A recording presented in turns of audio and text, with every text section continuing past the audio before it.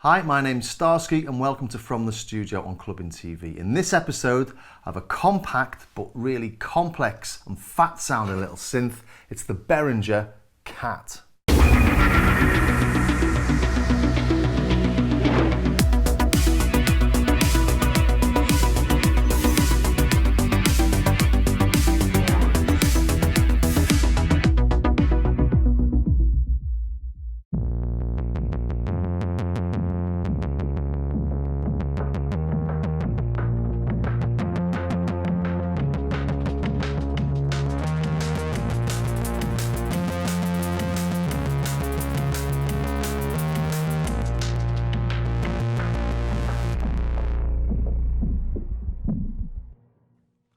And what is it? Well, it's a clone of the original Octave Cat, which was manufactured between 1976 and 1981, I think. And this one's based on the latest revision, or the last revision, known as the Cat SRM2, which basically just means Series Revision Model 2. It's a really nice looking little thing, this. And as with all the Behringer clones, it feels nice and sturdy. It's been well put together. Nice steel front plate, wooden end panels, and sort of nice sturdy little knobs and sliders. Everything just feels really well built. And you can take it out of this and put it into your Euro rack case. It's got a few CV ins and outs up here. You can put other oscillators through the filter or use the envelopes on other bits of kit. You could have different control voltages for each of the oscillators. It's enough to make it a little bit useful in a modular system, but really it's a standalone synth. And although it may be a bit complex and weird looking, once you get your head around the interface, everything becomes much clearer. So let's start off there. So looking at the front panel, we can see everything is laid out on these sort of modules or these separate panels.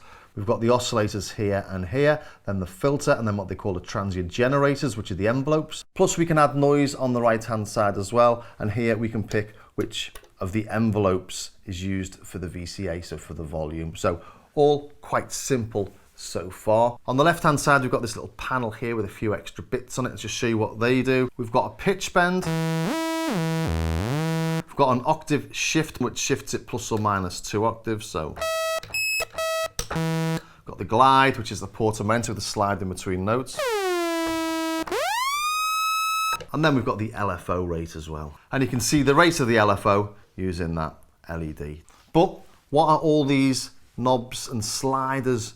Well, these are where you pick your modulation routines. So how does all this work? Well, let's take a look at one of the oscillators, and we'll start off with oscillator 2 because it's the least complex. And what we have here is essentially 2 modulation buses. In other words, you can change the pitch of oscillator 2 using 2 things simultaneously. We've got the choice of the LFO sine, the LFO square, or the sample and hold circuit, and we've also got a choice of the ADSR envelope, the AR envelope, or VCO1. So VCO2, voice 2 can be modulated by voice 1, and voice 1 on this can actually be modulated by voice 2 as well. So you've got all sorts of crazy stuff with cross modulation between the 2 oscillators you can do on this that you can't do on hardly any synths actually. So we pick the source and we add the amount of modulation. Really quite simple. And that's the same for all these switches and knobs across the center. So now let's take a look at the oscillators in a little bit more detail.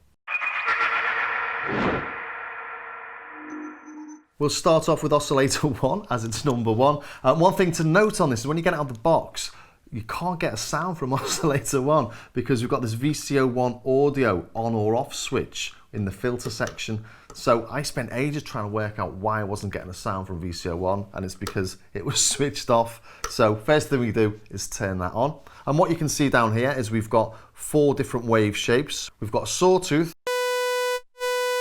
we've got a triangle, and we've got a pulse. And we can modulate that pulse from a square to almost 0. Just a bit of bleed coming through. And as I was talking about the modulation earlier, we can see I'm using DC here on this switch, which means it's direct. Or I could use the LFO.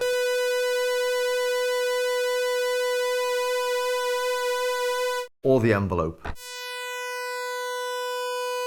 And as we've got sliders here, not a switch to switch between the individual wave shapes, we can blend between each of those waveforms.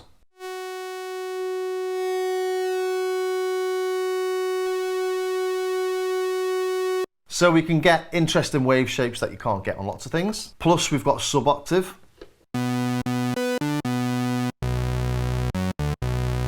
And all that's sounding quite fat already, and that's just a single oscillator.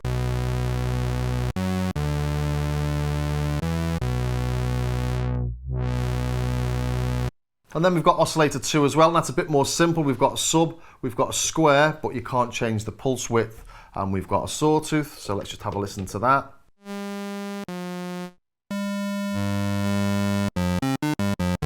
Again, single oscillator, lots going on. So if we just have the 2 oscillators playing, probably not going to be in tune.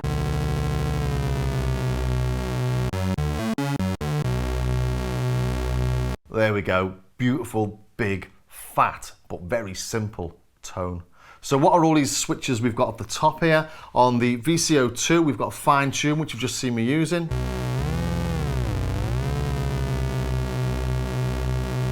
And we have the modulation routines as well. A bit more simple than oscillator 1 because we don't have pulse width to contend with here. But we've also got this sync mode, and this syncs oscillator 1 to oscillator 2. And we've got 2 different modes for that. I'm not quite sure what it does. It's sort of a half sync, a semi-sync mode one. I don't know how it works. What it does, it just sounds different to mode B.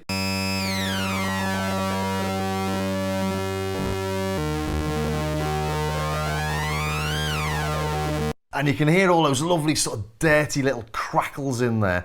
It's not as smooth as something like your Pro 1 or your Pro 5 from Sequential, but those little crackles and dirty bits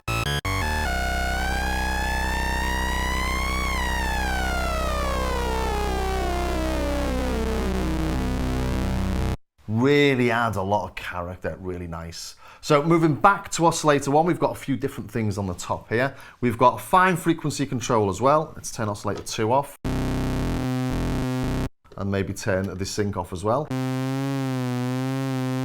And then we've got this coarse tune, and what this coarse tune does, it takes it down to 0.2 Hertz, so basically turns it into an LFO. And that becomes really handy when you're modulating oscillator 2 with oscillator 1. So if we do that quickly. So now I'm modulating oscillator 2 with oscillator 1. Oscillator 1's on really low frequencies, so it's acting like an LFO. With loads of different wave shapes. So there's all sorts of madly complex things you can do there. And one thing in particular you can do with this is you can use VCO1 almost like an arpeggiator by using the sub-octave and the pulse to give changes in the frequencies of VCO2. I'll just try and set something like that up quickly.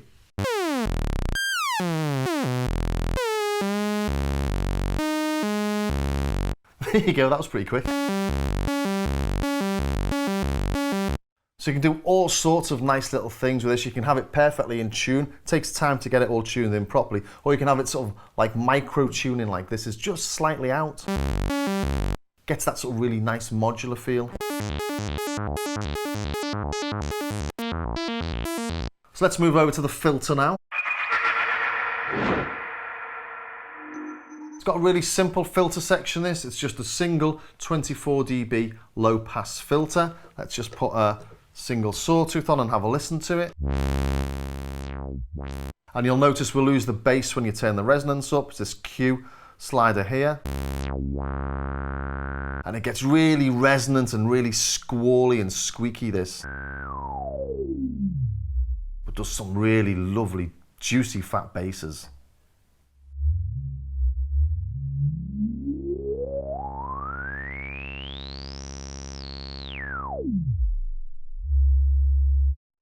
Quite nice, well, really nice actually. And you can track that with the keyboard using this keyboard control knob at the top. To get it to track the keyboard correctly is a little bit awkward. There's no sort of button to do that. You've got to have it around sort of 1, 2 o'clock-ish, and then you've got yourself a 3 oscillator synth like you do with any synth. That's got a resonant filter. There you go, we're playing 3 notes on a 2 oscillator synth. And you've got exactly the same modulation options for the filter as you've got for oscillator 2. So once you get to start to know the layout of this, it becomes quite simple. So let's move over now to the envelopes and the sample and hold generator. Just like we had on the ARP Odyssey, we've got an ADSR, we've got an AR envelope, and you can choose between those for anything really. If we look at each of the modulation sections, we can modulate VCO1 with either of the envelopes, VCO2 or the filter. And we can bypass those completely with the VCA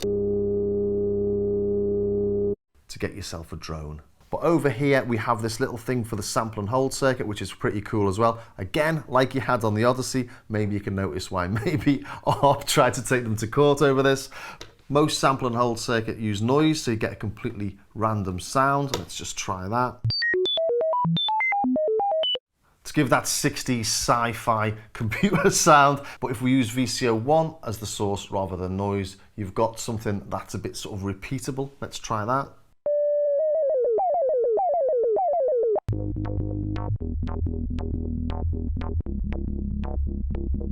So you can make some really interesting tones that modulate rhythmically, and you can bounce them round with a rhythm track. It's how I made the intro track on this, that intro tone. So we've seen what it can do, but is it for you?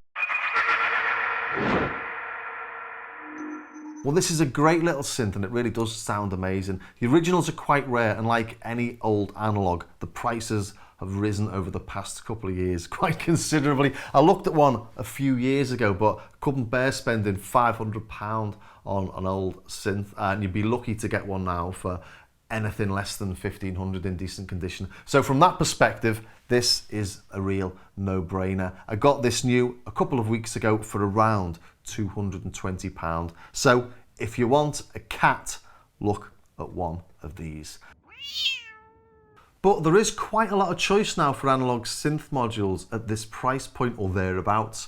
Korg have got plenty of choice in their Volca range, and IK Multimedia's got the Uno, but the main competition comes from Behringer themselves with the Wasp, which I'll look at in a few weeks, the Pro 1, which I looked at a couple of months ago, and then there's the Minimoo Cloak and the Semi-Modular, they've got the Crave and the Neutron, and the choice really isn't about is it any good for the price, it's more about which you'd prefer and whether you're going to collect the set or not. But if you want a cat, this is great. This is definitely the one to get. So I hope you enjoyed that, and if you did, don't forget you can catch it whenever you like on our Clubbing TV official YouTube channel on the From the Studio playlist. And I've uploaded more detailed reviews of this on my Starsky Carr YouTube channel, so if you want more information and reviews, check out that as well. So I'll see you in the next episode of From the Studio.